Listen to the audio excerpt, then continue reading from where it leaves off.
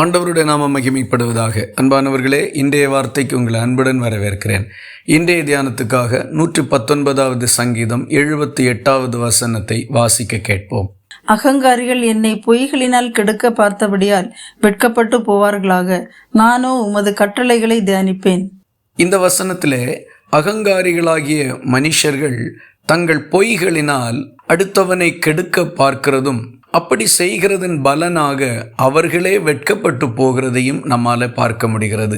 இன்றைக்கும் அநேக மனுஷர்கள் தங்களுக்கு பிடிக்காதவர்கள் மேல் அநேக பொய்யான குற்றச்சாட்டுகளை சொல்லுவதும், அந்த பொய்களிலே அவர்களை அகப்பட வைக்கிறதையும் பல இடங்களில் நாம் பார்க்க முடிகிறது. அது படிக்கிற இடங்கள், வேலை செய்கிற இடங்கள், தொழில் செய்கிற இடங்கள், பிறரிடத்திலே பழகுகிற இடங்கள், குடும்பங்கள், சமுதாயம் என்கிற எல்லா நிலைகளிலேயும் பரவி கிடக்கிறதை நம்மால் பார்க்க முடிகிறது. பிறர் சொன்ன பொய்யான காரியங்களினால் அவமானப்பட்டு கூனி குறுகி தாங்கள் இனி வாழ்ந்து பிரயோஜனம் இல்லை என்று நினைத்து தங்கள் வாழ்க்கையை முடித்து கொண்டவர்களும் அநேகம் பேர் உண்டு. பொய்யான காரியங்கள் நிமித்தம் வேலையை இழந்தவர்கள், உறவுகளை பிரிந்தவர்கள், தங்கள் சந்தோஷமான வாழ்க்கைகள் எல்லாம் இழந்து போனவர்கள் என்று ஏராளம் பேரை நம்மால் பார்க்க முடிகிறது. இந்த வரிசையிலே ஆண்டவர் சொல்லுகிற காரியத்தை கவனித்து பாருங்கள்.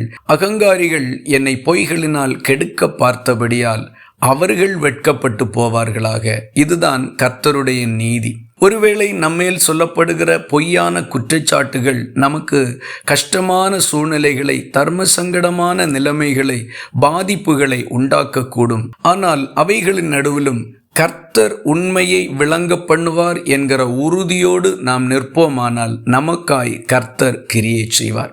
அநேகம் பேர் தங்கள் வாழ்க்கையிலே இனி எந்த நம்பிக்கைக்கும் இடமில்லை என்று தங்கள் காரியத்திற்கு தாங்களே முடிவு உண்டு பண்ணி விடுகிறார்கள். கர்த்தர் இருக்கிறார், அவர் என்னுடைய நீதியையும் நியாயத்தையும் வெளிக்கொண்டு வந்து நிலைநிறுத்துவார் என்கிற நம்பிக்கையும் எதிர்பார்ப்பும் அவர்களுக்கு இல்லாமல் போகிறபடினால் இந்த மனுஷர்களால் உருவாக்கப்படுகிற கண்ணிகளில் அவர்களே அகப்பட்டு அழிந்து போகிறார்கள். நாமோ அப்படிப்பட்டவர்களாய் இராதபடிக்கு அவர்கள் வெட்கப்பட்டு போவார்கள் என்று வேதம் சொல்லுகிறபடினால் கர்த்தருடைய கட்டளைகளை தியானித்து அவருக்கு பிரியமாய் நடப்போம்.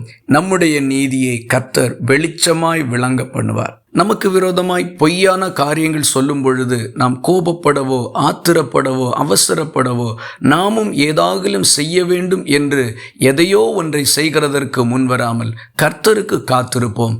அவர் நமக்காக யுத்தம் பண்ண எழுந்திரு. பொய்களினால் நாம் பாதிக்கப்படலாம், தோற்று போக மாட்டோம். கர்த்தர் கைதூக்கி விடுவார். இந்த வார்த்தைகள் இந்த நாள் முழுவதும் உங்களுக்கு ஒரு ஆசீர்வாதமாய் இருப்பதாக. ஜெபிக்கலாமா? எங்களை நேசிக்கிற அன்பு நிறைந்த நல்ல ஆண்டவரே, நாங்கள் உம்மை நன்றியோடு துதிக்கிறோம். இந்த ஆசீர்வாதமான நல்ல காலை வேளையிலே பொய்யினால் பாதிக்கப்பட்டிருக்கக்கூடிய ஒவ்வொரு தேவனுடைய பிள்ளைகளுக்கும் நீர் நியாயம் செய்யும்படி ஜெபிக்கிறோம். பொய்யினால் அநேக வேதனைகளை அடைந்து கொண்டிருக்கிறவர்களுடைய நீதியையும் நியாயத்தையும் உண்மையையும் கர்த்தர் வெளிக்கொண்டு வந்து நிலைநிறுத்தும்படியாய் நாங்கள் ஜெபிக்கிறோம். கர்த்தருடைய ஒத்தாசை உம்முடைய பிள்ளைகள் ஒவ்வொருவருக்கும் கிடைக்கட்டும். அடுத்தவர்கள் எங்கள் மேல் சுமத்துகிற பொய்களிலே நாங்கள் கோபப்பட்டோ, உணர்ச்சி வசப்பட்டோ, நாங்களும் தவறும் தீமைகளும் செய்யாதபடி உமக்கு காத்திருக்கக்கூடிய நல்ல இருதயத்தை தாரும். ஜெபத்தை கேட்டதற்காக ஸ்தோத்திரம். இயேசு கிறிஸ்து மூலம் வேண்டிக் கொள்கிறோம் எங்கள் அன்புள்ள நல்ல பிதாவே, ஆமீன். கர்த்தர் தாமே உங்களை ஆசீர்வதிப்பாராக.